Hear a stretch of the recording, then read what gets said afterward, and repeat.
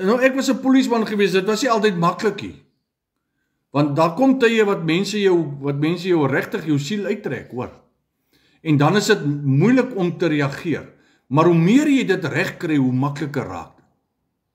Kom aan, Sondag het ek 'n voorbeeld genoem. Dit is soos om te rook.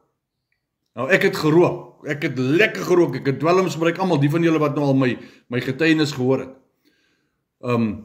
Vandag nog, as ek by iemand verbystap wat rook, dan kry ek daai hoof, van rook, dan kry ek 'n lus, vir 'n twak.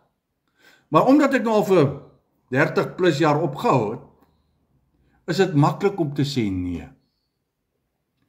As ek nou op die 3de of die 4de dag was, na ek opgehou het, dan was dit baie moeiliker gewees. Dan is dit vinnig as jy daai reuk kry, dan is dit vinnig om gou 'n pakkie twak te gaan koop en weet, want die lus is oorweldigend. Maar as jy nou al 'n paadjie gestap het, dan is dit makliker. En hoe langer jy die pad stap, hoe makliker raak dit om te sê nee. Nou kan ek sê, nou kry ek daai, sê ek, ag, jy's tog simpel man. En dan gaan ek aan, verstaan jy? Want ek het klaar daarby. Dis presies hoe dit hier gaan. Wanneer ek aan myself sterwe, dan stap ek die pad, probleme kom uitdagings kom oor my pad, dinge by die werk loop nie altyd lekker, die dinge in jou besigheid loop nie altyd lekker, daar's uitdagings wat daar moet kom. Hoekom? Wat is besig om te gebeur? Jou geloof is besig om getoets te word. God toets nie vir jou nie. God toets nie vir jou nie. Hy toets jou geloof.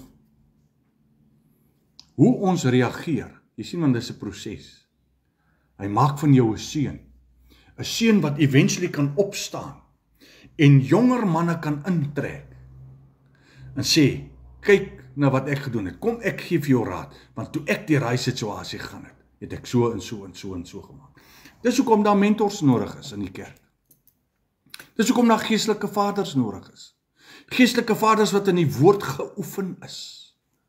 Wat kan raad gee, wat saam met jou kan bid, wat saam met vir jou kan sê, luister hierso, enige tyd vir jou kan bel en sê, man, so en so en so en so, maak, volg hierdie raad, maak so, doen daai, maak